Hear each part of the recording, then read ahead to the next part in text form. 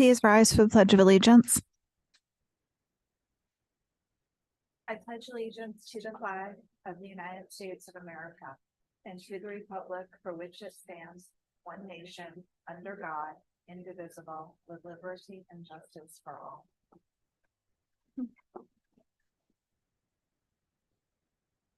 I'll call the November 1st Select Board meeting to order at 5:30. Brooke Moore is joining us remotely this evening, so we will be doing all of our votes via roll call. There's one change to the agenda. An item has come off under Citizen Departmental Committee Requests and Reports. The Fire Chief's overview of the Community Wildfire Protection Plan. We'll be putting that on the next agenda, I believe.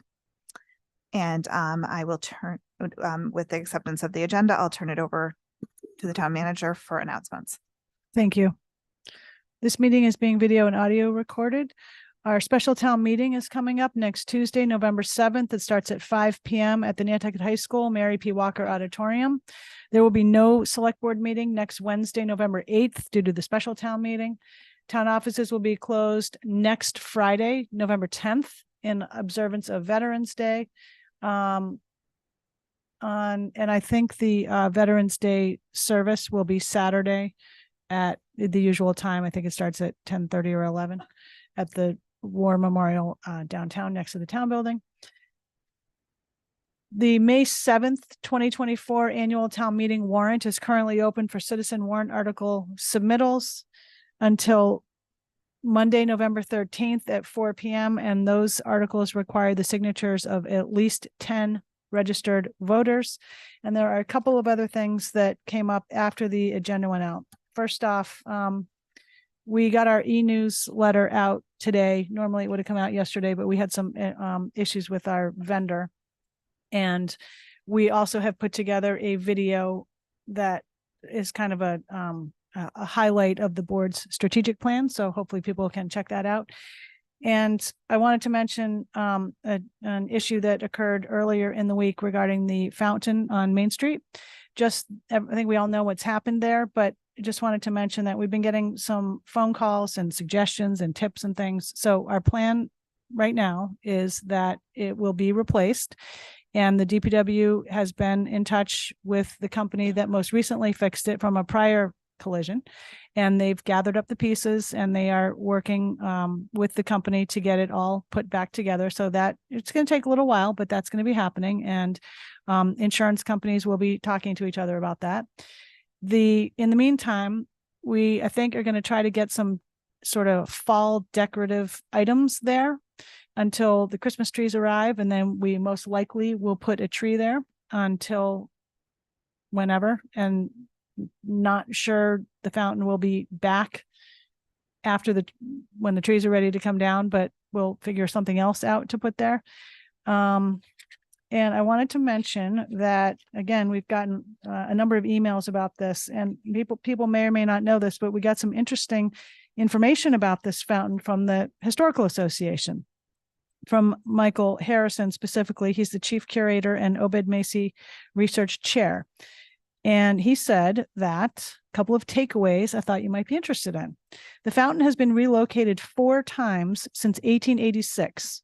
If it made sense to move it to a different spot or even a slightly different spot for its preservation, there is precedent for that. The fountain has been dislodged and or damaged by auto collisions at least 13 times since 1944. As far as I can determine from old newspaper accounts, the fountain itself is not a memorial to Lieutenant Max Wagner. The fountain used to stand closer to the middle of the lower square, and it was the lower square that the selectmen named to honor Wagner in 1932. The new sign for the square was hung on the fountain for convenience, but I don't think the fountain was specifically seen as a memorial itself. This may have been changed by the selectmen at a later date.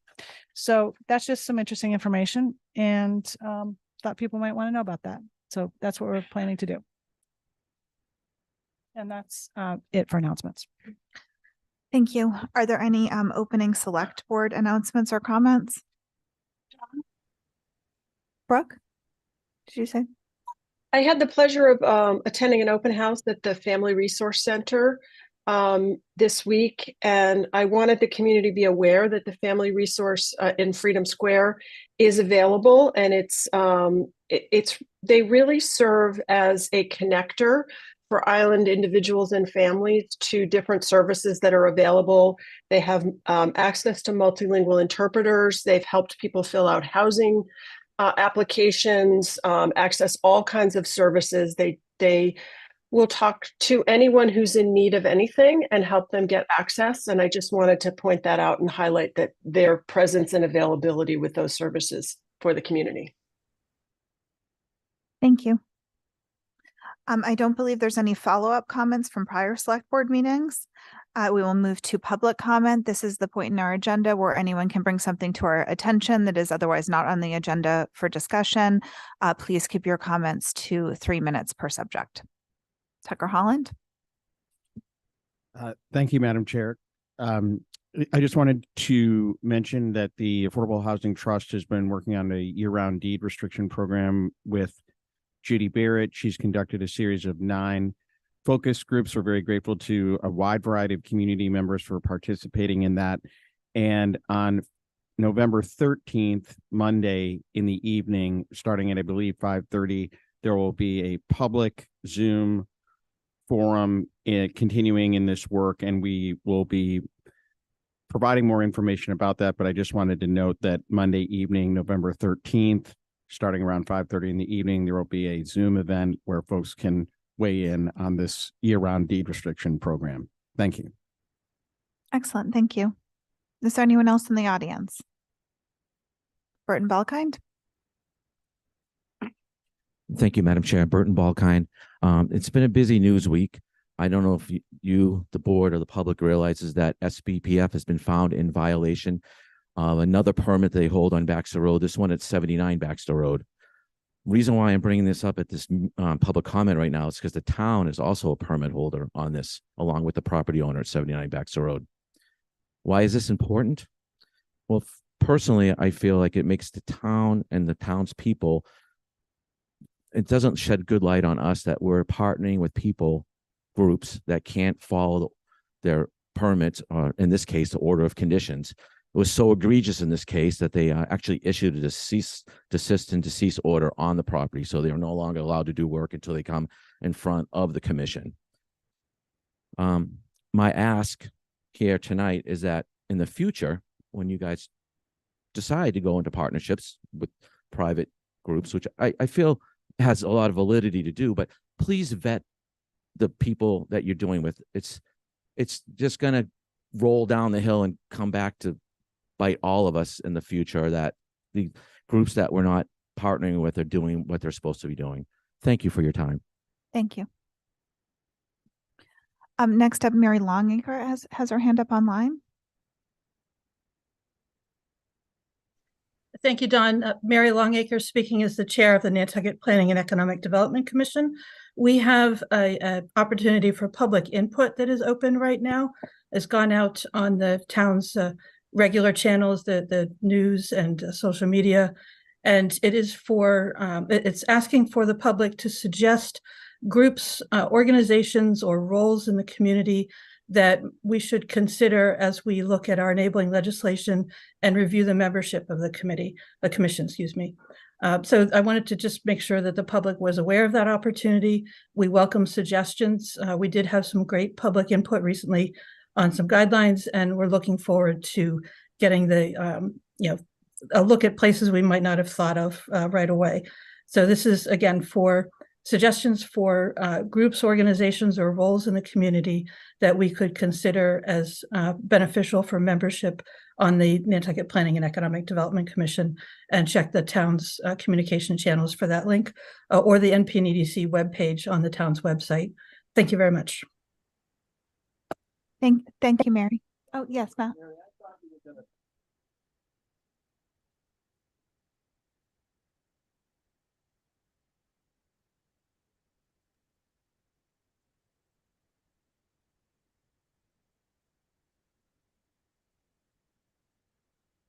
Sorry, was there a question? I didn't hear anything. No, Mary, maybe staff can check some of the links on the traffic were not working correctly. So maybe reach out to Leslie Snell and Mike Burns on that. I was able to use them. I did go, Matt's not talking into his mic. My mic's not on. There we go. Yeah, no, the links from that were in the newsletter about traffic were not working. I don't believe and maybe it's just my computer. It was asking for an email and a password, etc. So I couldn't figure out how to do it. So I was just I thought you might be talking about those. so those do require establishing an account on the town's new communication platform. I think it's Zen City. I ran into the same question, Matt, when I clicked on the links. And all you have to do is put in an email and a password so that you're registered to use the town's new platform, and you'll be able to answer the questions. So you're right, there is a login required, but it should be pretty straightforward to do. It's a new platform, so it's a different system than the town has used before. Okay, thank you, Mary. So we're then you do have to log in, and I couldn't do it. So that's a warning to people. I got caught up in it and it wouldn't let me do it, probably because I'm not tech savvy enough, but I think it is great and people should go on and log in and answer them. Thank you, Matt. Okay, next up, Megan Perry has her hand up.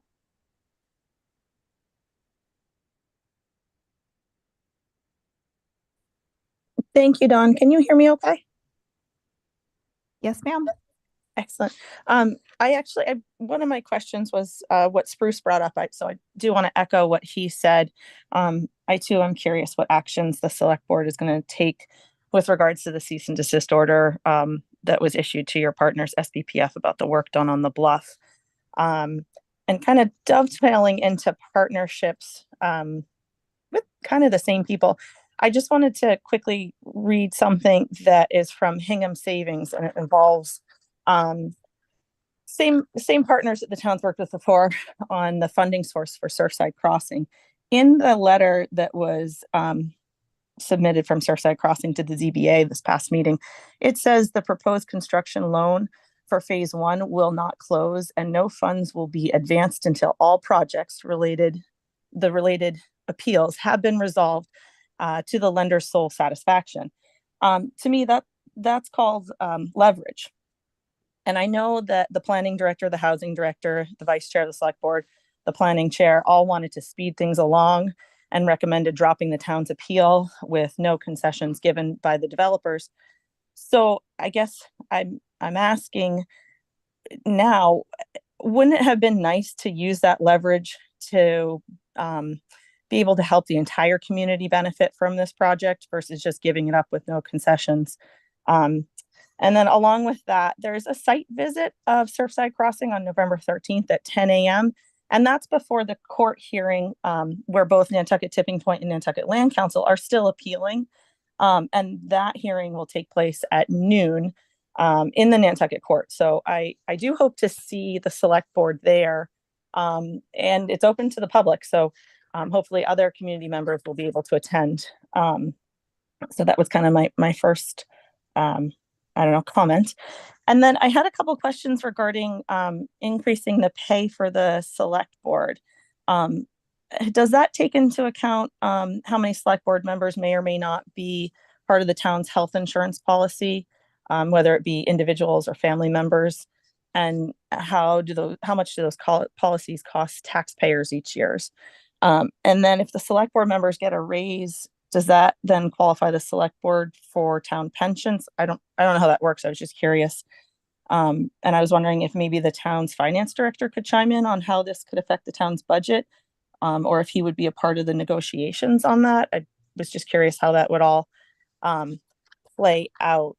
And then lastly, I had asked the select board to make an agenda item regarding the MOA between the select board and NPEDC. We've talked about it at a couple different meetings, and I haven't really heard any update. And I was just curious if you could provide an update on that matter. So those are kind of my comments and or questions. And I know you guys don't answer questions, but I figured I'd put it out there and see if I could get a reply. So thank you very much. I'm just going to answer one quickly that we talked about the MOA last week, and it'll be on an agenda in January. We're making some updates after an internal meeting that was had. So you could go back and watch that. Okay. Do you happen to know what the format of that meeting in January might be? It'll be to go over the MOA and have a joint meeting with the NPEDC. Will that be open to the public and allow public Yeah, comment it will be here. at a select board meeting or? Yes. It'll be at a select board meeting. Okay. Thank Yep, you so it'll much. be a very public meeting. Wonderful. Thank you. I really appreciate it. I'm sorry I missed it last week. Meredith Lepre? Hi, I just had a question of, I don't know if I should ask it now about the pending contracts. Or do I? Yeah, just stay tuned for 1 minute. I'll come back to you at pending contracts. Well, I have one other question. Sure, go ahead. It's about, we were at the wildfire event that the fire department and the state had, and they were telling me that the town could buy a previously used, they could get for free a boat from the state that they could then convert to a fireboat, because the responses that I got were that it was too expensive for us to buy a fireboat. But then they were saying that we could, the vineyard did that. They got the free boat from the state and then they repurposed it to be a fireboat. So I don't even really like boats. I get seasick, but I do think that our fire department, it would be helpful if they didn't have to rely on other people to bring them places. And I know that we said that training would be expensive, but we're training other people to drive the boats. So I just thought that was something we should think about, is we could get a free boat from the state and repurpose it to be a fire truck or a fireboat, because it sounds like they've already done that with some of the engines at the fire department. Okay, we'll get back to you on that. Thank you. And I'll come to you at pending contracts. Oh, just put your hand back up if you could. There's no new business. Approval of minutes, payroll warrants, and treasury warrants. We could take those all as one motion. So moved. Is there a second? Second. All those in favor by roll call: Tom Dixon, Aye. Malcolm McNabb, Aye. Matt Fee, Aye. Brooke Moore, Aye. John Holgate, aye. Those carry unanimously.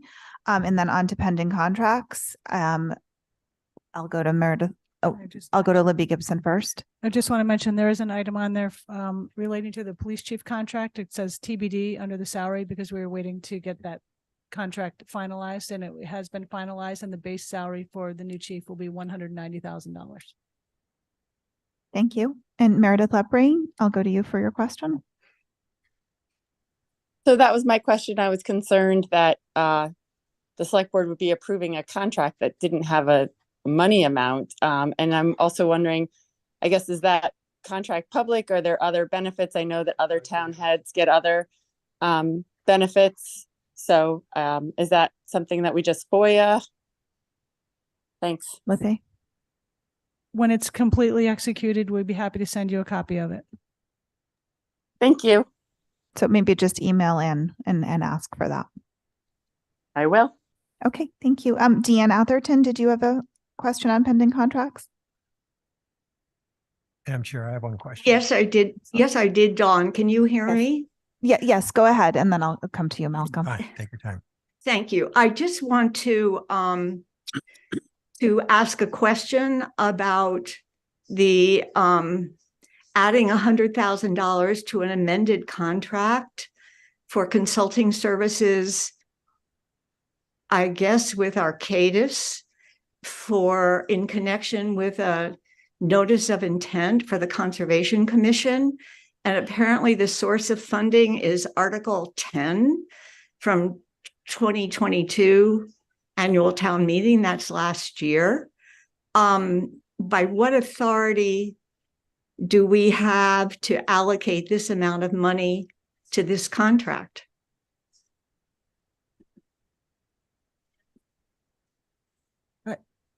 I'm not sure what that question is meant to mean. The town has the authority to expend the funds as a result of the vote of town meeting. So was there Madam Chair? Yes, go ahead. was there a stipulation in Article 10 that there was money allocated for further consulting services related to an NOI for the erosion control project in Wisconsin? Madam Chair, the Article 10, the funding that we're using out of Article 10 was the $1 million that was allocated for coastal resiliency, which was available to spend on consulting services and other projects. So that's where the funding in Article 10 is coming from.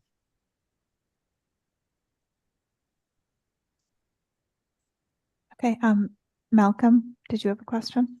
Yeah, just a minor question. I was just a little more information. It's a small amount, but Zen Sitting Technologies, what are we, community engagement data services, data gathering? On the second page, above the chief. What's the question? I was wondering the details of that community engagement data services. Out of curiosity. Zen City. Well, I think it allows us to undertake a variety of surveys on any number of issues and collect the data that would be part of those. I'd be happy to connect you with Florencia I to get more details. So it'd be asking questions to the community, or yeah, or we could say we talk about ourselves and say increasing our money. We could ask the people, how many people would run for office if we paid more money? Yeah, something like that. Sure, absolutely. A typical use of that. Yeah, Thank you. Definitely. I'll mention that one to Florencia. Okay, thank you. Are we ready to make a motion on the pending contract? I'll move approval. Is there a second? Second. All those in favor by roll call, Tom Dixon, Aye.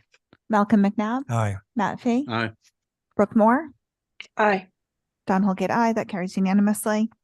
Next up, we have consent items, gift acceptances, Natural Resources Department, Human Services, Salt Marsh Senior Center. Usually we read what the gifts are, but Brooke's not here, so let me pull it up. I can do it, Don. I have it I've up. got it now. Okay. Natural Resources Department gift for $3,710 from Live Off the Sand Inc. to help improve surface water quality on Nantucket. And Human Services gift of $300 from Harold and Chrysanthi Werner for Salt Marsh Senior Center. Is there a motion to accept those gifts and to send a letter of thanks? So moved. Is there a second? Second. All those in favor by roll call. Tom Dixon, Aye. Malcolm McNabb, Aye. Matt Fee, Aye. Brooke Moore, Aye. Don Holgate, aye. That carries unanimously. Next up, we have Citizen Departmental Committee requests and reports. Number 1, Finance Department request for approval of interim and permanent loan notes from Clean Water Trust Project number DW 22-25, water main extension west of airport in the amount of $5,993,945. Thank you, Madam Chair. Would you put the phone up? So before you were asking for the approval of not only the interim notes, which will be the interim financing, as well as the ultimate issue of the permanent notes. As noted in the AIS, the interim notes are issued at 0%. The permanent financing we expect to be at 2%. We've been informed that we've been given $1,757,000 in what is termed as loan forgiveness. It ultimately is a subsidy that will be amortized over the life of the loan when it's issued, which will thereby reduce the amount that we're actually expending. So we'd ask for a favorable motion to be able to issue these notes as the project is actually started already underway. This is the last step of finalizing it with the Clean Water Trust. And just a reminder, the vote would be to approve the vote that's in your packet dated November 1st, 2023. Thank you. Are there any questions? Could someone make that motion? I'll make the motion. So moved. Is there a second? Second. All those in favor by roll call, Tom Dixon, Aye. Malcolm McNabb, Aye. Matt Fee, Aye. Brooke Moore, Aye. Don Holgate, aye. That carries unanimously. Thank you you. very much. Number 2 is off, as we noted at the beginning. Number 3, Diversity, Equity, and Inclusion, DEI Director, update on current DEI office initiatives. Thank you, Madam Chair. I'm Cole McCarthy, DI Director. Town Manager Gibson asked me to do a quick update for the board. I must add that this is my first time presenting to you guys in person. I'm very comfortable in my Zoom box, so I'm very uncomfortable right now, but we shall get through this together.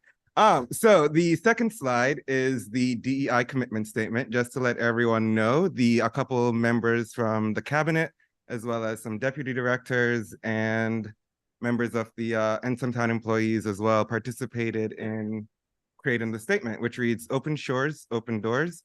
The town and county of Nantucket works to promote, foster, and sustain equal access in an equitable and inclusive work environment where diversity is celebrated and valued in the workplace and the community. We are committed to engaging with the history and story of all who live, work, and play on our beautiful shores." As for the updates on what the office of one have been working on with the support of town leadership. So just a quick reminder that with guidance from Tangible Development, the DEI consultants that we hired, the town completed its DEI strategic plan design in April of this year. The strategic plan has 4 focus areas: communications, training and professional development, celebration and appreciation, and the 4th one is harness local and diverse talent. As for the implementation, right now we are still we've created a roadmap for distribution, which includes things like translating the commitment statement and having those on the website, as well as placing the strategic plan on the website for the public to have access to it as well. We have also throughout the year developed just opportunities for celebration and appreciation, for the most recent one being Indigenous Peoples Day, where we sent out an email, an all-staff email, just about some information about Nantucket's Wampanoag history. And then lastly, we are preparing to start purposeful dialogue with department heads and town employees for just how they would like to see the strategic plan implemented as well. One thing to look forward to coming next year is our DEI trainings project. Right now, it's been divided up into 3 categories: presentations, trainings, and workshops. You get the pleasure of hearing my voice for 30 minutes, 45 minutes in just presentations. Trainings are more participation with the audience, and then workshop is a long period of time, of course, where right now we have a workshop on micro messaging, why great leadership is beyond words. I don't know if you remember, but I believe we invited Stephen Young along with the Chamber of Commerce in 2001 to talk about his book, and we have developed a workshop around that. And also just to quickly note that majority of those trainings and presentations have all done a soft launch of some sort throughout this year. So we're just preparing to do a more official launch next year. Another quick reminder, the DEI committee was established during our consultation with Tangible Development. A part of that was the creation of the DEI committee, which supports myself as well as just makes recommendations and on the office's objectives. For example, it was the committee that decided that all DEI presentations should include the commitment statement as the second slide. When they told me to do that, I was actually very impressed with that because it makes perfect sense, and I can get into more reasons later on why. The committee has recently expanded. It was originally 6 members, now there are 12 members, and almost all departments are represented. DEI participants must complete our capacity building training, which is basically just the ABCs of what DEI work is all about. And the committee meets on a monthly basis, and just to let you know right now that participation in anything that we're doing is 100% voluntary. And so far we've had full participation for anything that has a minimum number of participants necessary. So that much I wanted to highlight as well. As for the work that's going on with the community, I am happy to serve as a friend and advisor to the Nantucket Civic League. The Civic League invited me to be a part of their group from the very get-go of getting the position. This year, they officially identified what a friend and advisor does. So I wanted to point that out as well, that I'm continue working with them. I have done DEI presentations for the Council on Human Services back in February, which feels like a lifetime ago. And recently this past summer for Remain Nantucket, just to tell them about what the office is all about and also talk about the strategic plan work as well. This year, Mary Ann Vasquez Cruz provided some professional coaching on Hispanic outreach and just some work on what I can do to better reach Nantucket's Hispanic Latinx community. Also wanted to point out that 2025, January 4th, 2025, is the consecration of the African Meeting House. So that is the bicentennial that is coming up. And I'm working right now with the Museum of African American History, the Nantucket Historical Association, and Nantucket Public Schools to find a couple ideas on how the community can best acknowledge that when it does occur in a couple years. And it was my pleasure to participate in the search group for the chief of police. Excellent. Thank you. What did you say the date was? For The consecration is going to be on January 4th. Okay. 2025. And as for the last slide, really quickly, I want to get off here as much as you want me off. No, the other slide. It's going back 2 ways. Really quickly, I just wanted to mention that Nantucket's participation with the Massachusetts DEI Coalition continues. The coalition is supported by the Metropolitan Area Planning Council, which is creating bylaws and expectations for formalizing the group. It would be my recommendation that town leadership review any bylaws that is passed by MAPC for any coalition participation. As soon as I get that, obviously, I'll pass it off to Town Manager Gibson and she distribute it to the board or however that works. The coalition is also working on a second guide. As you are aware, Nantucket is a listed participant in the state's first DEI guide. I have also volunteered to participate in the second work group as well. I'm not 100% sure if I've been accepted to be a part of it, but I volunteered my time to do so. And the last thing I want to point out is that there are a couple towns across Massachusetts that has reached out to me personally just to get our DEI RFP, just so that they can have a model to work off of. So other towns in the municipality are reaching out to us for our DEI work.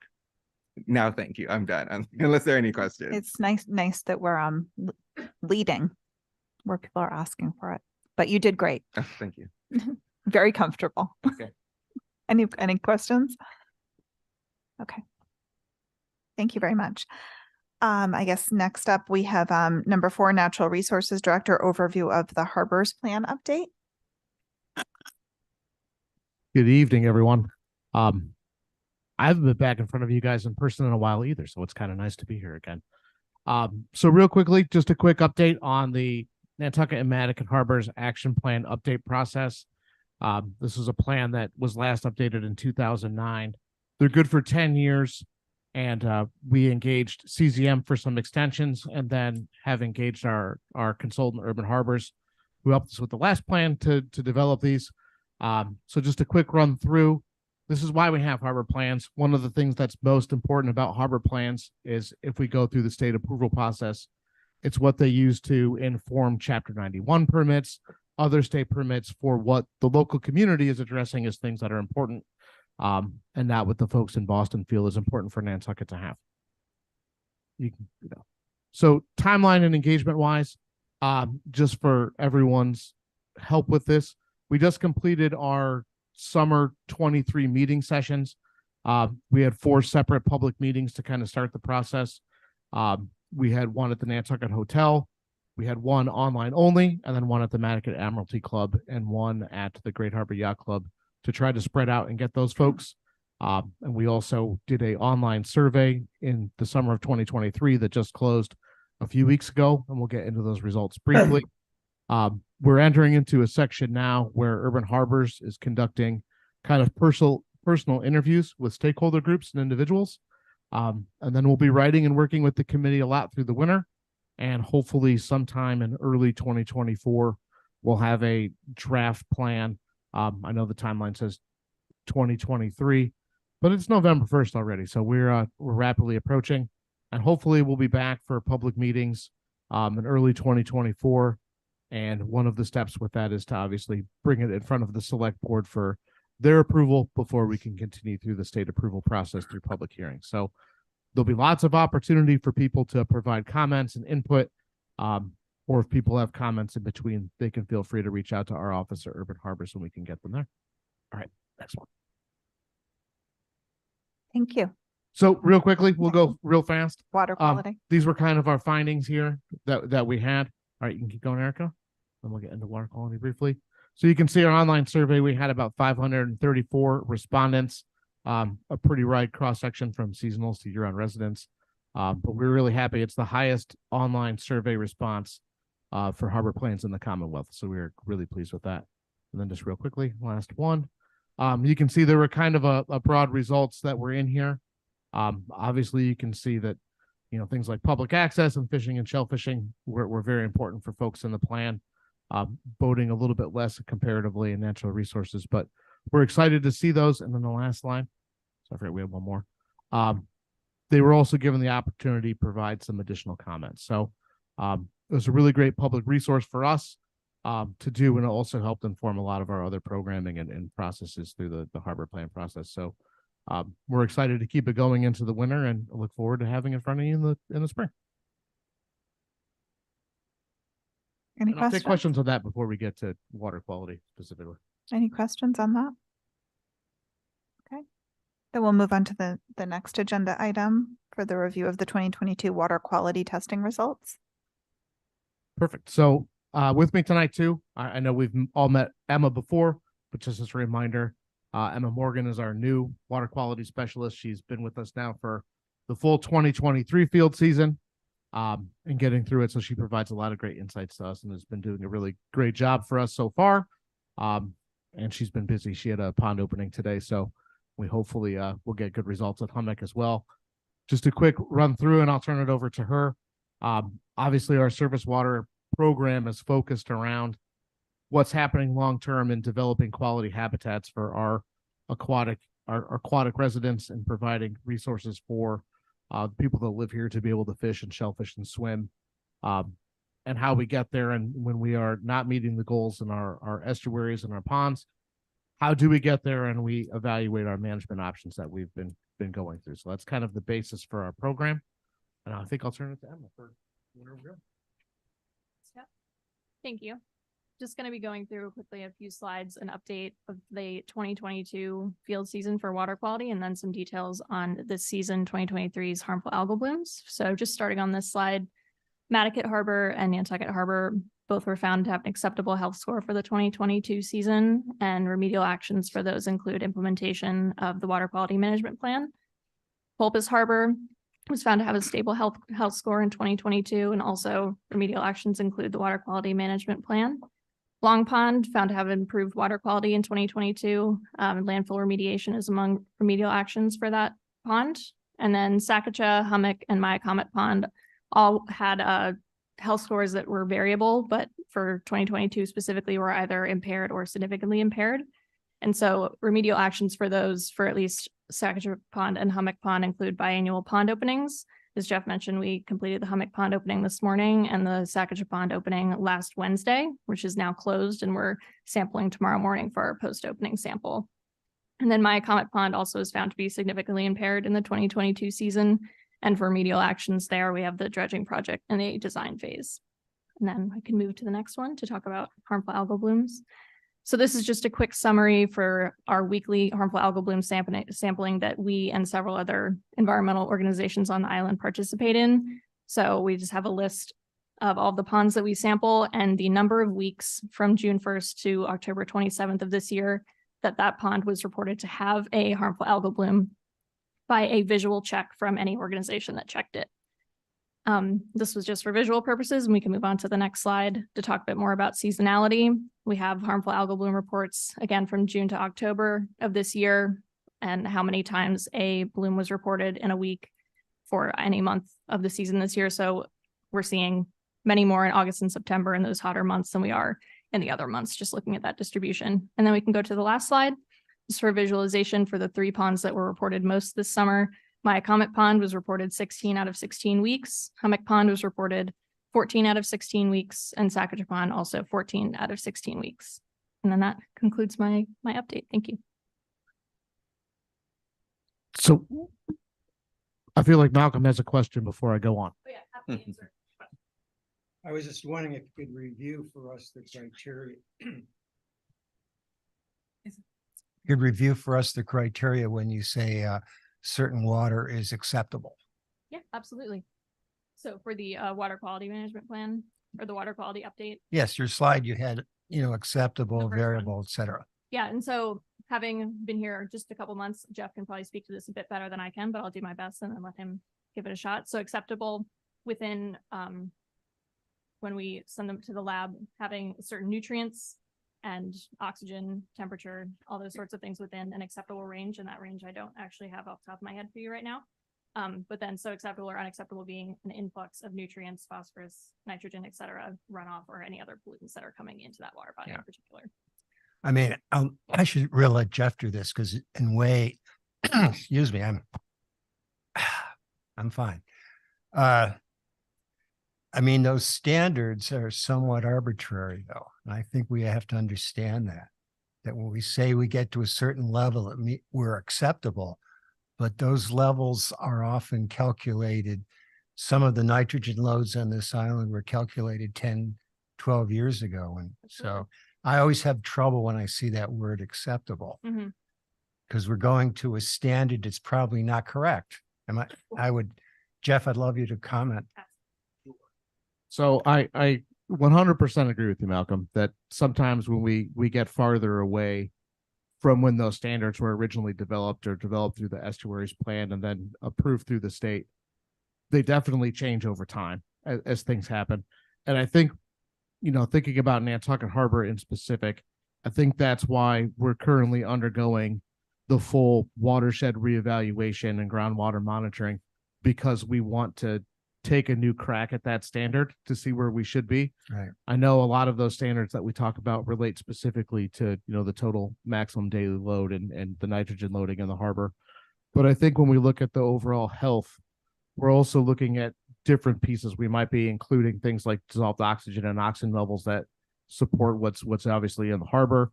We're looking at our chlorophyll A and chlorophyll B levels so we can see what's happening with algae and being able to do that. Health score is it's not necessarily specific to a specific parameter, but that we're seeing a certain quality of life for things within the harbor and uses where we're not losing uses or seeing negative consequences on a regular basis to large populations of animals. I mean, I think we all know we've talked over time about the eelgrass population declining or being stable.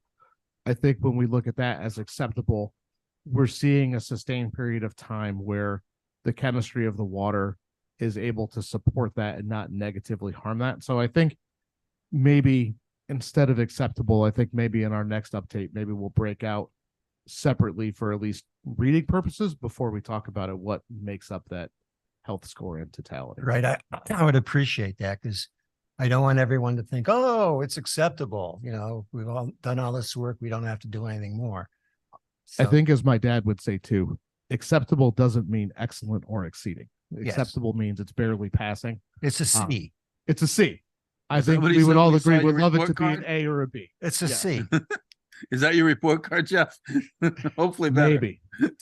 And one more question. And I was at a reception the other day and I was yelled at by one of our citizens because it's something I forgot to follow up on. And that's the discharge of the boats in the harbor. I know that really comes under not your jurisdiction or.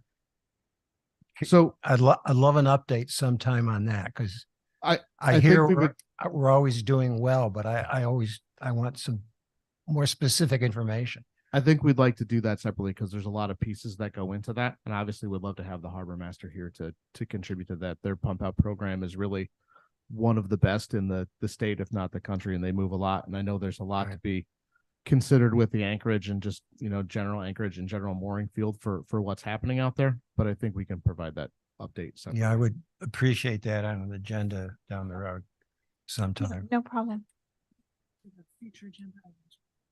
I'll put it, I have another one for the future. And there was, one more. One more? Absolutely. I'm very concerned about all our green ponds. And you listed quite adequately in something I read all the reasons for it. But what are we doing about it except just telling everybody we have a problem? Sure. Amazingly enough, that segues when the town manager asked for an update. Obviously, when we talk about water quality, we can't get away with talking about our controllable load and how we're managing that. Eric, if I could get you to jump down a few. No, so I asked the question. You segued right into the second half of this. This is it's like a page. Could you one more? All right. So real quickly, and I'll try to get through these as quickly as possible. These are really the three main areas that we focus on for management options that we bring to you guys or other boards. for wastewater fertilizer, and then overland flow, which is runoff, stormwater, any kind of discharge that comes overland. All right, next one, Erica. So I'll just try to run through the three really quickly, because these are really what are causing our green ponds, our green harbors, those negative impacts. But there's a lot going on to deal with that. So obviously, as we all know, anyone that came from the high school side to the police station here can see that there's a lot of work going on with the sewer system. And really one of the big projects that's been completed in the last couple of years that we'll hopefully start to see results wise, water quality wise, is the including of the primarily the Shimo area into the sewer expansion and removing 100% of the wastewater inputs from those areas into the harbor. So there's a lot of projects that are happening. Again, I would definitely encourage people to speak to David Gray if they have questions on those specific, but we can jump to the next one. This is one that always comes up, and Malcolm, I know you'll have lots of questions about this because you always do. For fertilizer, so we've really been trying to crack the nut on this. We've really had some problems, and in the last couple of years, you know, we've come to find out that we really don't have a legal ability to modify our existing regulations and make changes to those. So we're kind of having to work in an environment where the regulations are going to stay the same. How we educate and implement those will have to change more adaptively, and how we can overcome some of our difficulties, like not being able to enter private property and, you know, viewing violations. So we're really trying a completely different approach on this. We've completed our filming for all of our new and true training videos. NCTV is finished those up or in the process of, and we'll have those ready definitely by early 2024. I think we're shooting kind of for a January 1 rollout for that training program for those folks interested in getting licensed. We're hopeful that it will be somewhat ability to have closed captioning to be in different languages to go with, to cover that. And to go with that, as the regulations require, we're also working on developing an evaluation to assess that people are properly learning the skills that they need to do that, and be available in as many languages as possible to do. Fortunately, a lot of technology allows that to happen a lot more. And one thing we've been working a little bit with the Clean Water Coalition on, as well as some of our local nonprofits, is how to better engage property owners in that program, and get some ability, not necessarily to enter private properties, but find out what's going on private properties in kind of a friendly way for people to be involved within, for their homeowner groups to be involved in. So that's something that's nearly complete and ready to be brought back in front of you guys here soon. All right, you can come to the next one. And then last but not least, runoff activities. As you guys know, in early March of this year, you guys passed what internally we call illicit discharge regulations. I think they're on the books as groundwater protection regulations, but they're affectionately also known as the kind of the pool regulations for dealing with discharges. Health is working quickly on getting everything ready for that. And then the other projects, you can see there's been a lot of projects focused on whether it's bioretention or stormwater pumping evaluations, or the camera work that's all happening downtown for that assessment on the stormwater system. It's all underway and going on. So there is a lot of happening. Hopefully we'll start seeing results soon. I don't think, do we have one more, Erica, or is that it? And then these are just some other projects that are happening. So obviously we've talked about the harbor plan. Kind of the big project that was just kind of briefly mentioned is we're currently in the design phase for the Myacomet Pond dredging project. And that project is targeted to essentially remove a significant portion of the benthic loading within that pond and kind of reset that pond back a little bit. It's a little bit of a pilot too. We've never done an in-pond project of that size out here to kind of do feasibility, but we're really making good progress. We've gotten our sediment and water quality results back and feel like it's still a really good candidate for dredging, and we'll get a really good bang for our buck on that. But there's lots happening, and without taking up too much time, we're happy to provide information on any or all of these for people's interest, or they can contact us directly, and we're happy to provide where we are with all of those. That's where our reports are. Go ahead. A couple comments, couple of questions.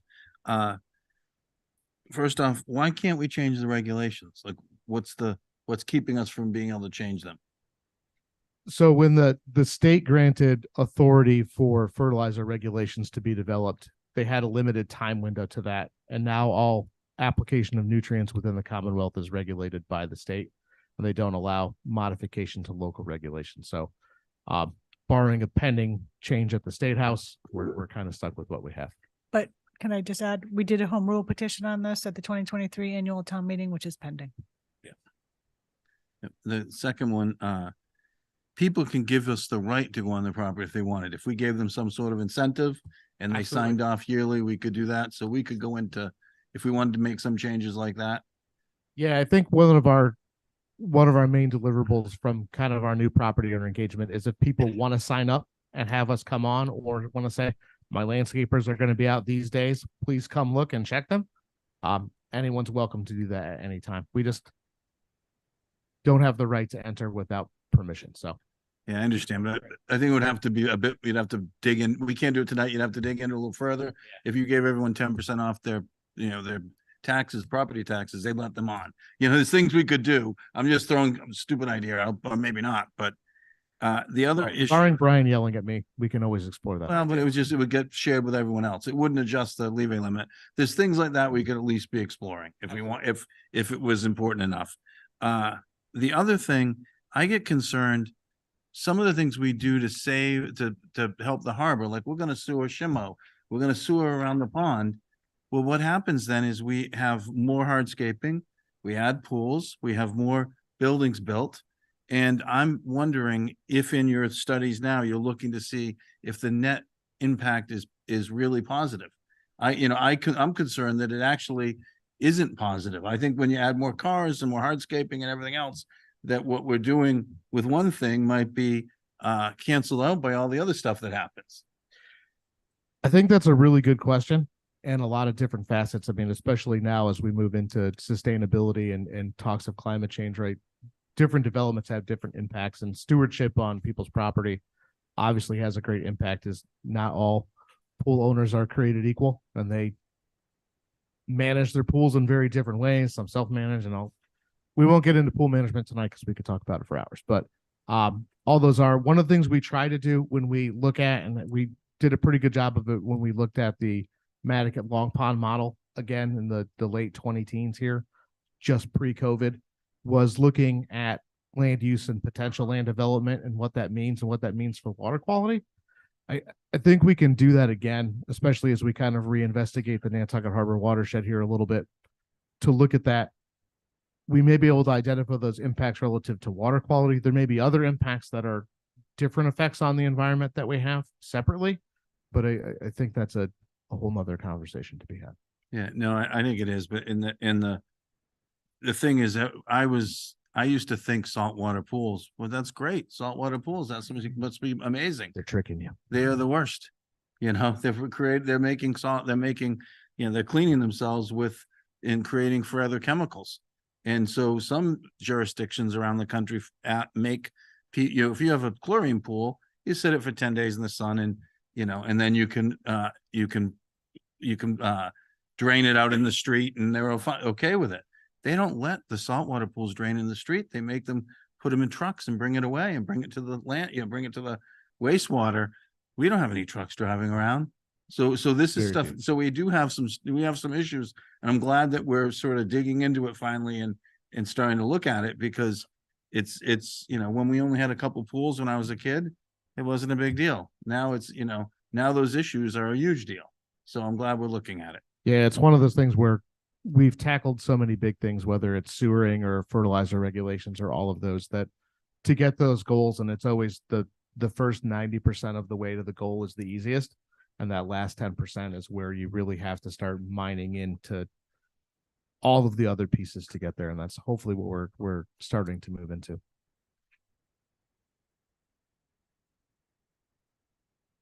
Any other questions? Oh, Emily Molden has a question online. Thank you, Madam Chair. Emily Molden for the Nantucket Land and Water Council. First of all, I just want to thank Jeff and Emma and the Natural Resources Department for all the ongoing monitoring work that they do. We definitely continue to look for ways that we can partner with them and support them in their efforts.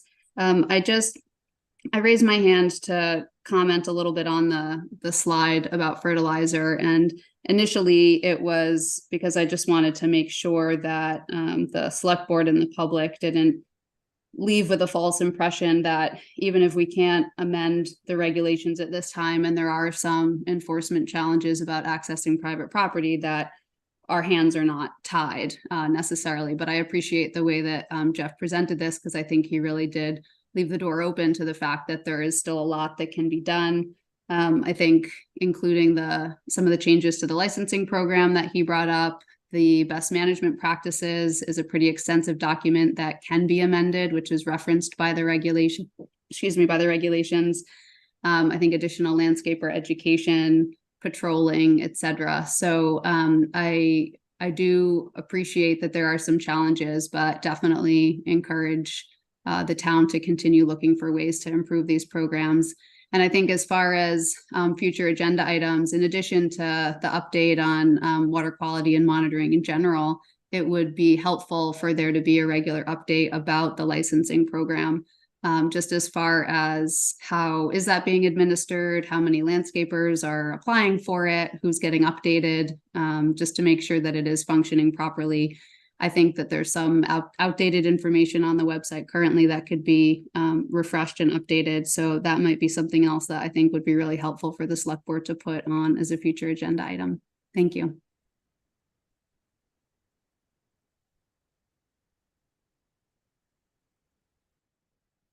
Anybody else? We agree with Emily's comments. Okay. Campbell Sutton.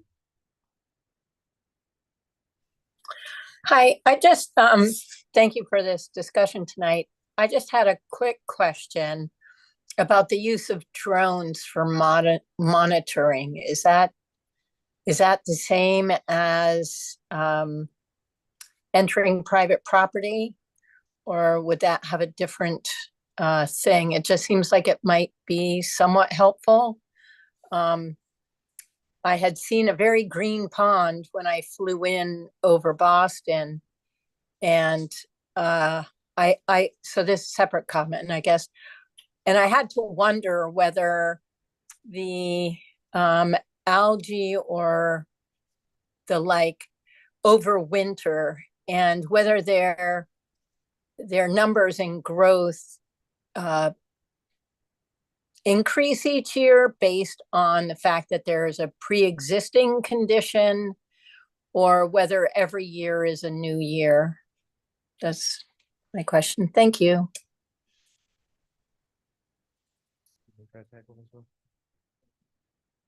Sure. So I think Campbell's question was, and I had a little trouble hearing, she asked about viewing from trails. Drones. There's a lot of legalities for accessing private property with drones. I know we have a licensed drone pilot in our office, or we did.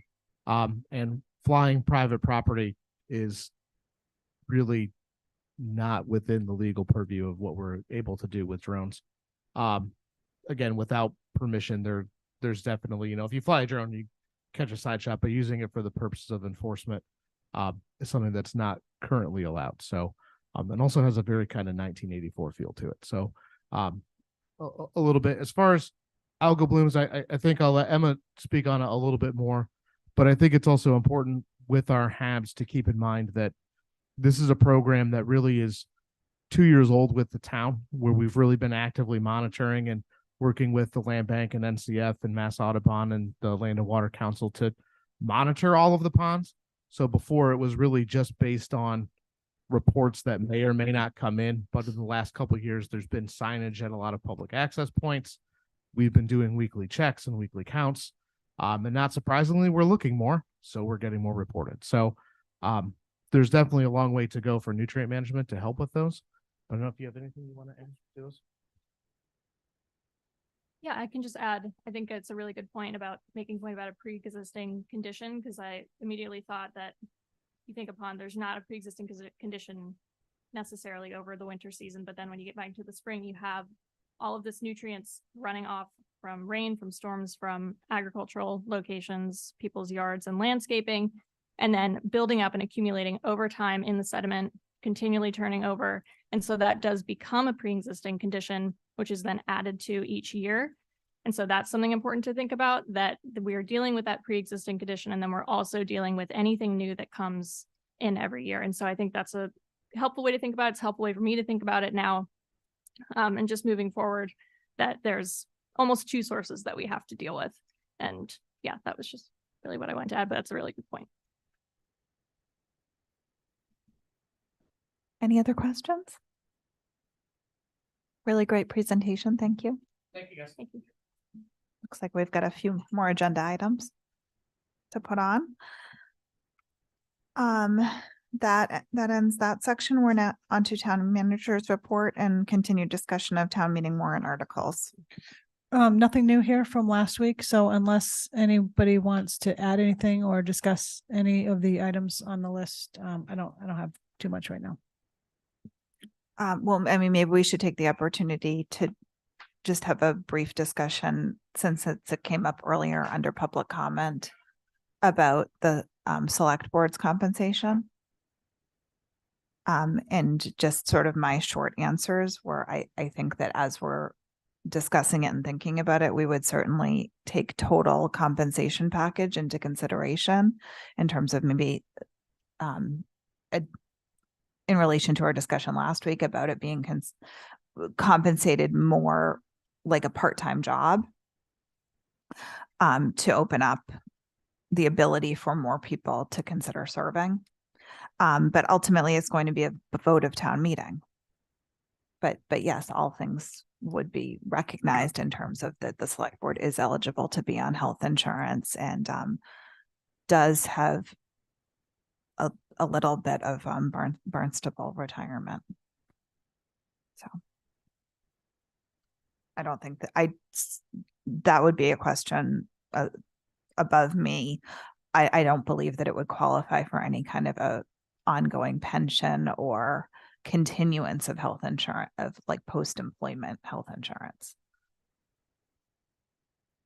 Yeah, those are, when we talked about it last week, those are all the sort of the details and the research that needs to be done to have a informed discussion of it. And that's, you know, I think there were a lot of good questions. So I'm not necessarily opposed, but I think that we need to do our homework to have a good conversation about it. Absolutely. Yeah, Madam Chair, I completely agree. I thought last week was a good preliminary discussion without being presented, as Matt said, with facts and figures, what precedents throughout the Commonwealth, et cetera. John Giorgio. Yes, good evening, everyone. I just, a couple of points. If the selectmen, if the selectmen receive any compensation, it doesn't matter what the amount is, then the select board members would be eligible to participate in the town's health insurance program. So merely increasing the amount of compensation would not change what is currently available to the select board members by virtue of their receiving the stipend. Secondly, obviously, if once a individual select board member is no longer serving on the select board, they would lose their eligibility. There might be a COBRA situation where there's the ability to pay the full amount after a person leaves office, but it would not be something that the town would be required to pay for. Thank you, John. I don't think there's really anything else in regard to the warrant articles. Okay. Next up, we have select board's reports and comments, discussion regarding future agenda items. I know we've already had a couple tonight, but Malcolm, you have another, I know. Yes, I had actually was talked about earlier in that. Excuse me. I'm quite sure. We can't hear. Malcolm, is your turn on your mic? It was discussed earlier about going forward with the NOI because I'd requested that Vince send me our contract or memorandum of understanding with the SBPF. And one of this points says that once the enforcement issues are resolved, we can go forward. So we really need to discuss that publicly because in a sense, we'd be going against our own agreement. So that definitely needs to be on an agenda soon and have discussion. Okay. Anything else for tonight? Any committee reports?